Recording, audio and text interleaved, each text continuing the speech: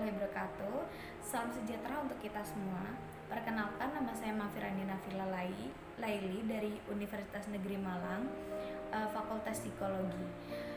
Di sini saya akan menjelaskan mengenai mental yang sehat atau kesehatan mental ya. Jadi sehat itu kalau di Indonesia tuh masih sering kali dipersepsikan dari segi fisik saja. Padahal kan saya juga berarti merupakan kesehatan jiwa. Sayangnya persoalan tentang kesehatan jiwa itu masih dianggap kalah penting, tabu, sedikit tabu ya, dibandingkan kesehatan fisik. Di Indonesia sendiri itu masih banyak stigma serta kesalahpahaman mengenai penyakit mental, seperti kepercayaan bahwa kesehatan mental tidak dapat diobati, dan orang yang menderita gangguan mental berarti mereka orang-orang yang sulit, mereka yang tidak cerdas, tidak bisa apa-apa, dan berkemampuan rendah. Kemudian mereka yang membutuhkan bantuan psikologis itu enggan untuk mencari bantuan karena mereka tuh takut untuk dilecehkan, ditolak, dan dikucilkan. Dan mereka itu takut untuk mendapatkan perlakuan buruk dan diskriminasi terhadap mereka yang mengalami gangguan mental dalam sistem perawatan kesehatan. Data tentang kesehatan mental di Indonesia itu dari Riset Kesehatan Nasional Indonesia tahun 2013 adalah sekitar 3,7% atau 9 juta orang menderita depresi dari populasi 250 juta orang. Kemudian sekitar 6% atau 14 juta orang berusia 15 tahun ke atas menderita gangguan mood atau suasana hati seperti depresi dan kecemasan. Yang terakhir itu sekitar 1,7 per 1000 orang menderita gangguan psikologis kronis seperti skizofrenia. Kemudian sehat secara mental itu bagaimana? Jadi mental yang baik itu berarti pikiran kalian tuh teratur dan berfungsi demi kepentingan terbaik kalian. Jadi kalian tuh dapat berpikir, merasakan, dan bertindak dengan cara yang menciptakan dampak positif pada kesejahteraan fisik dan sosial kalian. Terus pentingnya kesehatan mental apa?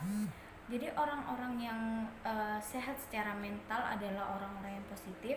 Mereka itu lebih percaya, dan juga mereka lebih percaya diri.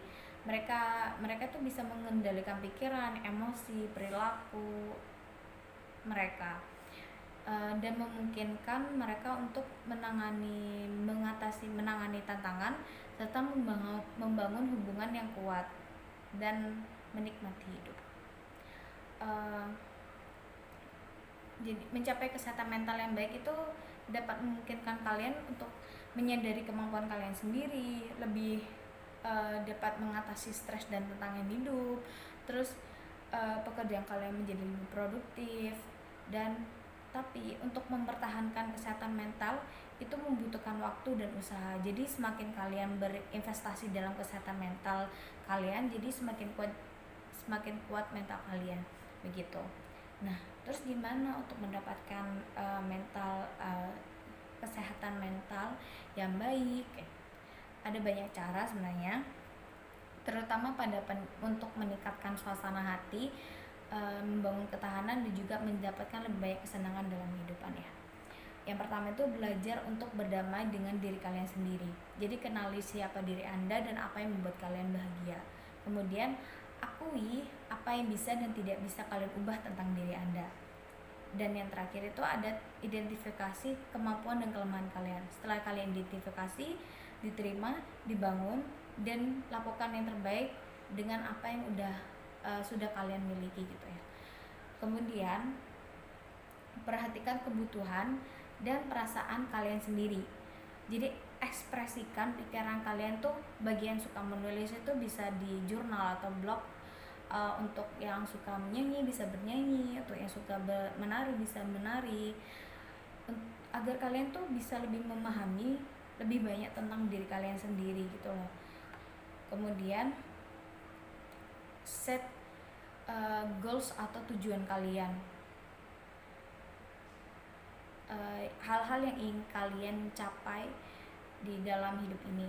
itu harus lebih ya spesifik, terukur, dapat dicapai, relevan dan terbatas waktu ya. Kemudian pertahankan gaya hidup sehat dengan cara makan makanan yang seimbang, yang bergizi ya.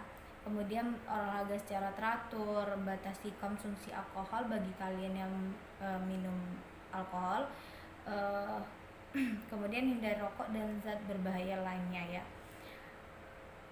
Kemudian bangun hubungan yang kuat. Jadi luangkan waktu untuk keluarga dan teman-teman kalian serta bagikan kegembiraan dan kesedihan hidup dengan mereka. Lebih terbuka terhadap keluarga dan teman-teman kalian. Kemudian buat anggaran keuangan. Jadi hindari berlebih pengeluaran dan fokus kepada kebutuhan daripada keinginan kalian. Dan yang terakhir itu terlibat dalam komunitas dapat memberikan kalian tujuan dan memberikan kalian kepuasan. Sekian dari saya mengenai kesehatan mental. Terima kasih sudah menonton video ini. Assalamualaikum warahmatullahi wabarakatuh.